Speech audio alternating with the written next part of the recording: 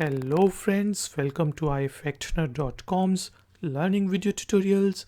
आज के video tutorial में हम इंग्लिश के वर्ड ऑलरेडी का मीनिंग हिंदी और उर्दू में जानेंगे और साथ ही साथ वर्ड ऑलरेडी को यूज़ करते हुए इंग्लिश के 3 सेंटेंसेस बना के उनके मीनिंग को भी समझेंगे।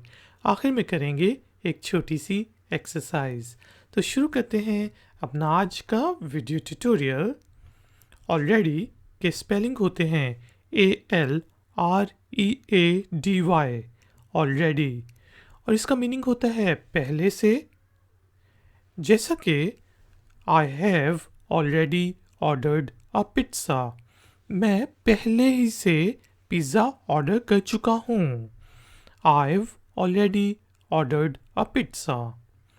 इसी तरह ही has already finished his homework, वो पहले ही अपना घर का काम ख़त्म कर चुका है।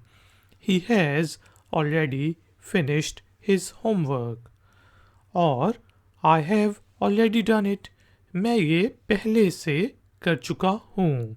आई हैव ऑलरेडी डन इट। हमने देखा वर्ड ऑलरेडी का मीनिंग होता है पहले से। सेंटेंसेस बनाए।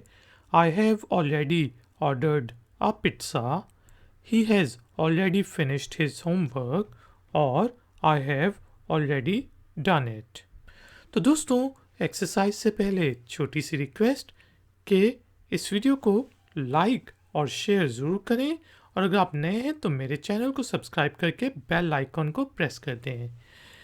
एक्सरसाइज के तौर पे आपने वर्ड ऑलरेडी को यूज़ करते हुए एक छोटा सा सेंटेंस बनाना है और उसे नीचे दिए गए कमेंट्स बॉक्स में पोस्ट कर देना है, और मैं आपको बता दूंगा अगर तो उसमें कोई गलती होगी।